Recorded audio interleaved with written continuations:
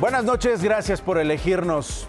Ya hay fecha, es el 7 de mayo cuando los cardenales se reúnan en la Capilla Sixtina para el cónclave que elegirá al próximo papa, al sucesor de Pedro, al sucesor de Francisco.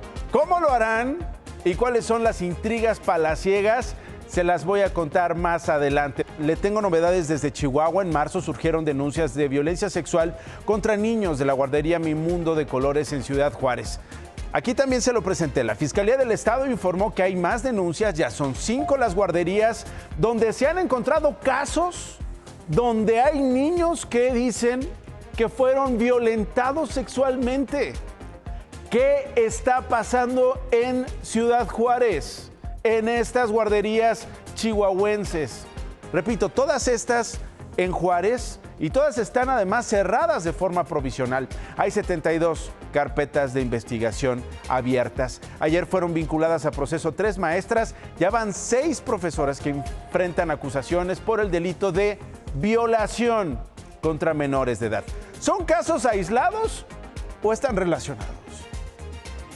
Ahorita en ninguna de las 72 investigaciones que tenemos iniciadas que nos indique que pueda haber alguna situación de una red, es decir, ni siquiera que haya complicidad entre las personas que se encuentran ahorita señaladas y la situación de que se deslizó por ahí de que pudiera haber alguna situación de pornografía de orden infantil.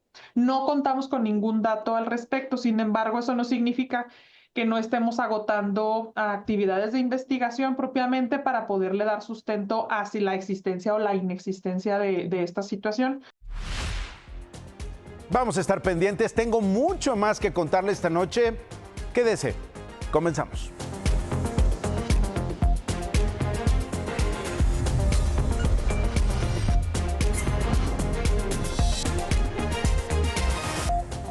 En octubre se reportó la desaparición de la activista Sandra Domínguez. Hoy la Fiscalía de Oaxaca informó que fue asesinada. Sus restos y los de su esposo Alexander fueron localizados en un rancho del municipio de Santiago Xochiapan, en Veracruz.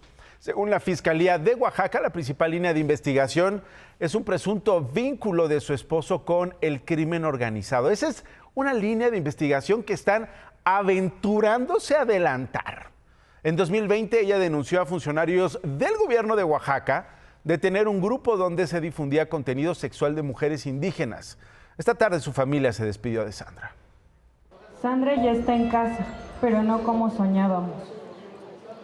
Después de 206 días de angustia, de noches interminables y de una lucha inalcanzable para exigir su regreso, hoy con el corazón desgarrado, confirmamos que hemos encontrado a Sandra. Yo anhelaba que mi hija apareciera viva, pero desafortunadamente pues no fue así. Yo quería que la localizaran con vida, ¿no? Pero no fue así. Lo importante es que ahorita mi hija ya está en Oaxaca.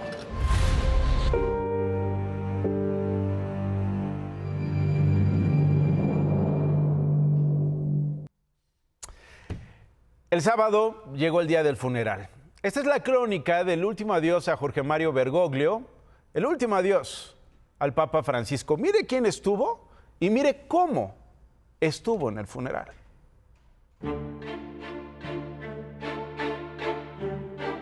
Así lo pidió, una caja de madera y zinc, sin adornos, que debía ser cerrada sin ceremonias, con dignidad, pero como todo cristiano escribió Francisco en su autobiografía. Y le cumplieron.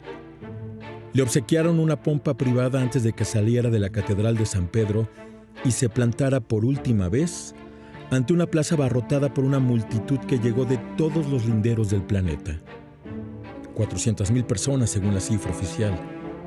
Perfiles, todos. Los de negro que encarnan el poder del hombre, manifiesto en delegaciones de 146 países, entre las que hubo monarcas, jefes de Estado y de gobierno. Previo a las exequias públicas, probablemente contagiados por la solemnidad del funeral o la inmensidad de la Basílica de San Pedro, los presidentes de Estados Unidos, Donald Trump, y de Ucrania, Volodymyr Zelensky, hablaron de paz. Solos, durante 15 minutos, sin nada más que las sillas que los pusieron de frente, la improvisada reunión se dio entre pilas de agua bendita y a unos metros del ataúd de Francisco. ¿Quién confesó a quién? Buena reunión, esperamos resultados en todo lo tratado. Una paz segura y duradera que evite otra vez la guerra, escribió el presidente Zelensky en su red social. Por la paz, puso la presidencia de Francia a manera de encabezado a una foto del momento en el que aparece Emmanuel Macron, testigo del arranque del encuentro. Y la Casa Blanca, que por su parte solo se limitó a informar del encuentro privado.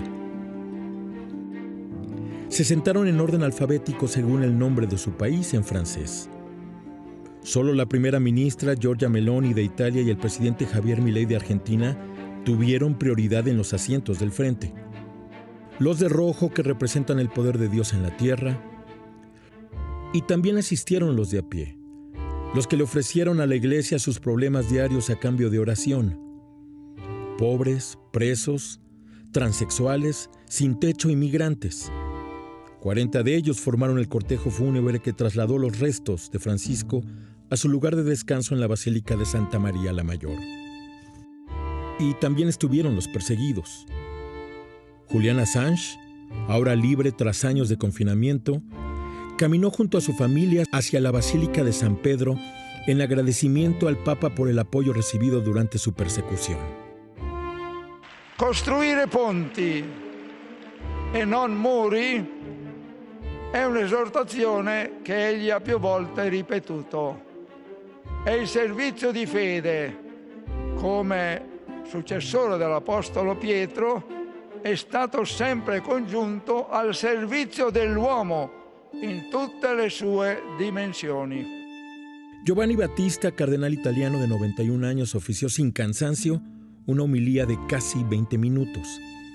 Recordó los 47 viajes de Francisco, su calidez humana, su lenguaje rico en metáforas y su actuar a favor de los desplazados, de los pobres y de la paz.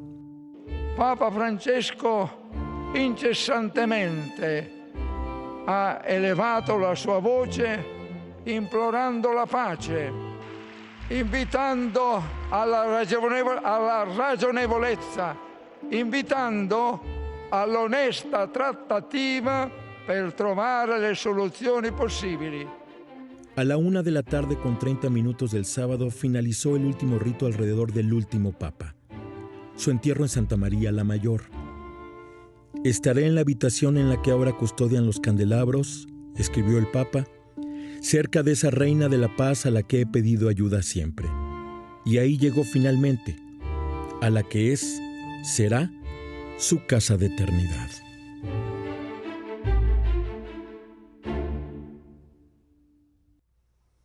Donald Trump también insinuó que Volodymyr Zelensky estaría dispuesto a ceder el territorio de Crimea para alcanzar un acuerdo de paz con Rusia. Crimea está ocupada desde el 2014 por los rusos.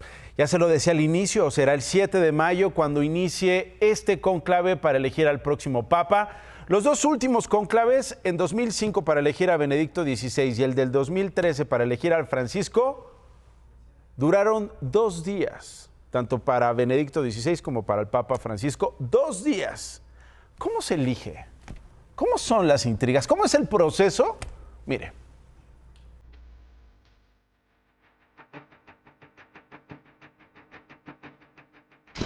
Del latín conclavis, que significa con llave, el cónclave es el proceso con el que se elige a un nuevo papa. Antes de iniciar el cónclave, en la Capilla Sixtina habrá 2 grandes mesas con mantel rojo y beige. De un lado estarán las sillas donde se sentarán los 134 cardenales. Dentro del famoso templo habrá un horno crematorio con una chimenea que sale de la capilla. El humo se podrá ver desde la plaza de San Pedro. Los cardenales celebrarán la misa pro eligendo papa en la Basílica de San Pedro en la mañana. En la tarde, deben dirigirse en procesión a la Capilla Sixtina para, si hay tiempo, realizar la primera votación. Regularmente el primer día solo hay una votación, y para que alguien sea electo, se requieren 2/3 de los votos. En esta ocasión, serían 89. Cada día se pueden realizar hasta 4 votaciones, 2 en la mañana y 2 en la tarde. En una urna se colocan los nombres de todos los cardenales. Los primeros 9 serán escrutadores y revisores. Cada uno de los 134 cardenales recibirá 3 papeletas con la leyenda «Elijo como sumo pontífice». La papeleta se coloca en un plato y de ahí se introduce en una urna. Los escrutadores extraen las papeletas y las colocan en otro recipiente. Luego suman los votos y los revisores comprueban los datos de la votación. Tras la revisión, se queman las papeletas. Si no se eligió papa, las papeletas y escritos se queman con químicos para producir humo negro. Si después de 3 días no hay papa, las votaciones se suspenden por un día y luego continúan. Si alguien obtiene los votos necesarios, se le consulta si acepta su elección, y de ser así, elige su nombre como nuevo papa. Mientras, se procede a quemar las papeletas con una sustancia para producir humo blanco. Habemus papa.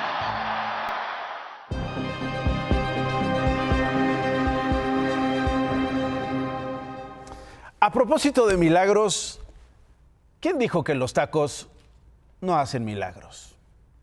Vean el prodigioso caso de un funcionario de administración en el puerto de Tampico, en Tamaulipas, que acumuló una colección de 18 vehículos de lujo. El proceso para obtenerlos ha levantado todas las sospechas.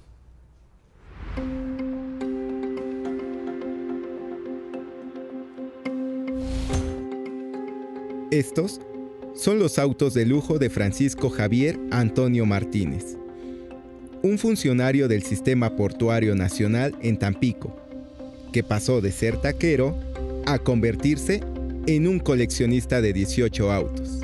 Todos, dijo, los compró con su propio dinero. De acuerdo con una investigación de Mexicanos contra la Corrupción, el funcionario es dueño de la taquería Taquiao, un pequeño local con 7 mesas de plástico, ubicado en una zona popular de Chimalhuacán, Estado de México, y que según vecinos, abre de vez en cuando.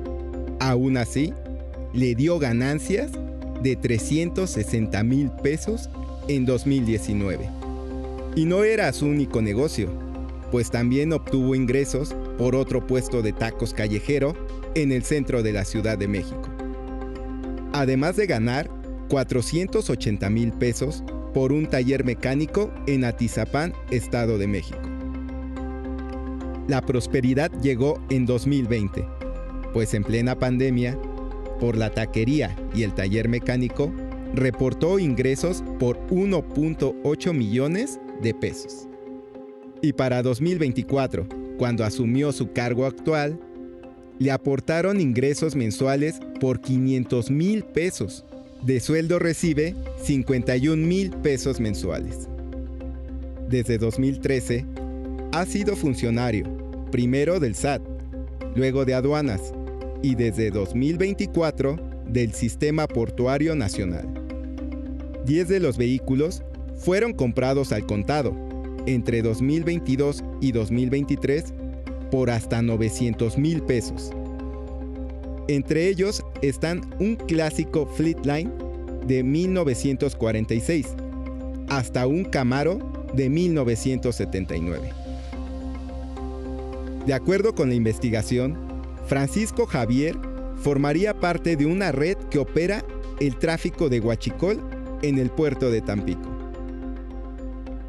El funcionario está asociado con los dueños de Intansa, una compañía a la que le decomisaron más de 10 millones de litros de diésel introducido de contrabando a finales de marzo en Tamaulipas, lo que representó el más grande decomiso de huachicol, por lo que el SAT suspendió a Intansa como importador. El funcionario no ha sido removido de su cargo.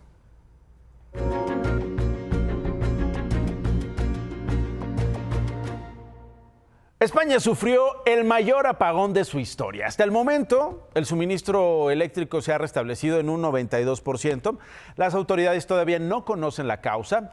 La falta de luz colapsó telecomunicaciones y transportes terrestres en todo el país.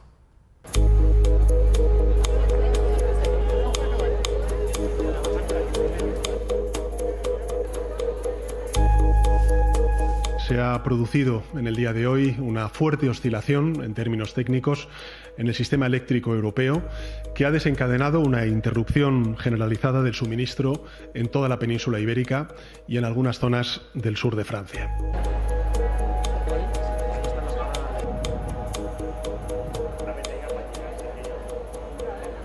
No sé cuándo voy a llegar a mi casa, simplemente. Estoy intentando llegar a mi casa, no sé cómo. Tengo a mis 2 hijos solo en casa, o sea que fatal.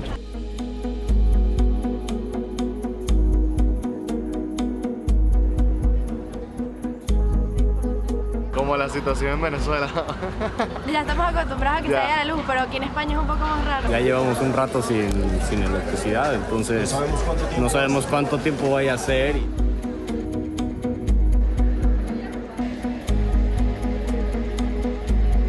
En el momento que no va la luz, ya estamos presos en las ciudades, en las casas. ¿Qué ha provocado esta desaparición súbita del suministro? Es algo que los especialistas aún no han podido determinar. Queda una noche larga.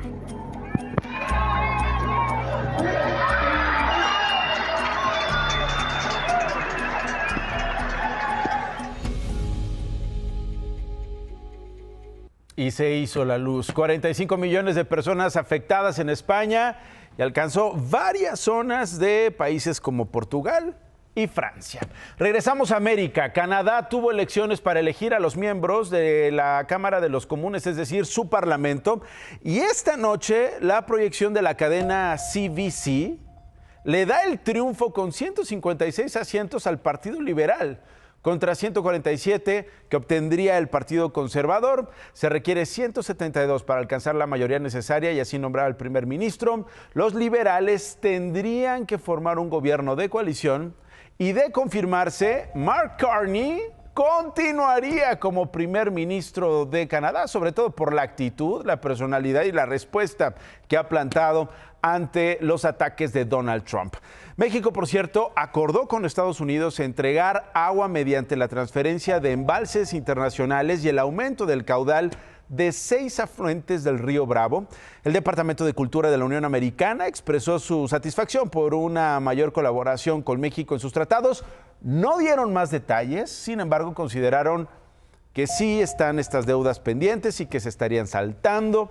Por su parte, el gobierno de México confirmó el convenio y dijo que se acordaron una serie de medidas entre ambos países, pero, insisto, no se detalló de qué presas estamos hablando, de qué estados estamos hablando cuando prometen que van a entregar el agua de territorio mexicano. El consumo de drogas de forma supervisada con el fin de evitar sobredosis es un tema interesantísimo. No solo en México, también en el continente, en varios otros países, incluso de Europa. En el norte, en la frontera entre México con Estados Unidos, existen asociaciones que están impulsando esta interesantísima iniciativa.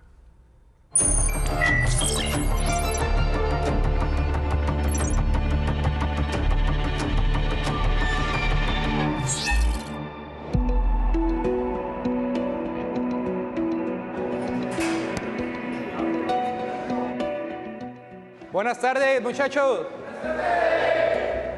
Este es el dormitorio de los muchachos, donde pues aquí es un galerón grande, está habilitado hasta para 99 camas. En Mexicali, el histórico problema de consumo de drogas inyectadas ha llevado a las asociaciones civiles a diseñar una alternativa a los clásicos anexos donde son llevados los adictos a desintoxicarse. Yo este mes que pasó recogí a 35 usuarios.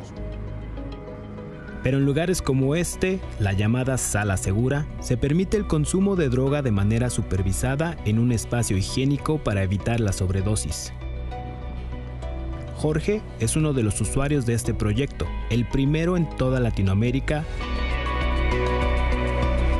Personas en situación de vulnerabilidad aseguran que es más económico seguir consumiendo opioides que internarse en una clínica o anexo, además de que no tienen acceso al sistema de salud público. Te lo digo, si yo fuera sabido que me iba a causar esta dependencia de la primera vez que me ofrecieron, no le pongo. Jorge, como muchos otros en Mexicali, consume algo llamado heroína negra, una receta adulterada con fentanilo. La presencia de esta sustancia llevó a la asociación a adquirir pruebas para detectar el fentanilo en las drogas que se consumen en esta unidad. Cuestan alrededor de $1.50, $2. O sea, $2 cuesta salvar la vida de una persona que no quiere consumir fentanilo. Pues confirmamos que la heroína tiene fentanilo. ¿Es donde se encuentra? Y hemos tenido personas que ya pues, llegan muy denigradas al grado de pues hasta la muerte. Se encienden todos los focos rojos, ¿no? Con esto del fentanilo. Este año, el Servicio Médico Forense de Baja California confirmó lo que centros de atención y asociaciones ya venían advirtiendo desde hace tiempo. El fentanilo está presente en casi todas las drogas que circulan en la frontera. Según el estudio publicado en enero, hasta 20% de los cadáveres que llegan a la morgue de Mexicali dan positivo al letal opioide sintético, casi el doble que Tijuana. Tenemos, creo que más de 5 años mostrando la evidencia. El cristal lo uso sobre todo para andar activo, trabajar activamente y pues en su momento pues quita el hambre también. ¿Te metes fentanilo? ¿Desde hace cuánto tiempo traes el fentanilo? Ya tengo rato. El cuerpo lo pide.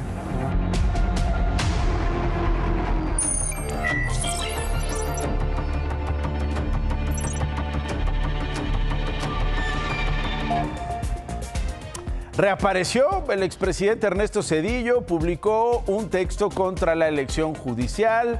Apenas se acordó que hay una elección judicial y publicó este texto. La transformación prometida, escribe, era en realidad sustituir nuestra joven democracia por una tiranía. Esa es la opinión del expresidente del PRI al referirse a la cuarta transformación y a la reforma judicial impulsada desde Palacio Nacional. También que la presidenta Claudia Sheinbaum, según Zedillo, nos dice que México está por convertirse en el país más democrático del mundo. Tristemente, nos está mintiendo a todos los mexicanos, dijo el expresidente. Bueno, pues esta mañana la doctora Sheinbaum le respondió. ¿Por qué no hablamos, hablando de democracia, de las masacres de Acteal, del Charco, del Bosque, de Aguas Blancas? ¿Por qué no hablamos del FOBAPROA?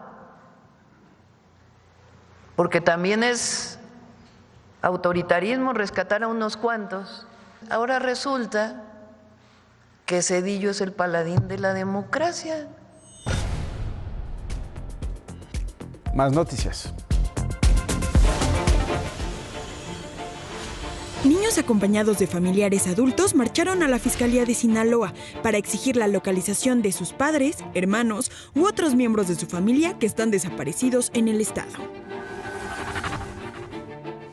3 niños estadounidenses, entre ellos uno con cáncer, fueron deportados a Honduras junto a sus madres. Además, la DEA detuvo a 114 personas que las autoridades presumen son migrantes indocumentados en una redada en un antro clandestino de Colorado Springs. El titular de seguridad en Tamaulipas, Sergio Hernando Chávez, confirmó que policías estatales detuvieron el martes pasado al delegado del IMSS, José Luis Aranza Aguilar, y que sí se le encontró un arma y dinero, pero fueron 298,000 pesos y no 3 millones de pesos como se había difundido. El secretario de Agricultura, Julio Verdegué, anunció que se alcanzó un acuerdo con Estados Unidos para contener y erradicar el gusano barrenador, luego de que el gobierno de Donald Trump amenazó con detener las importaciones de ganado mexicano por esta plaga.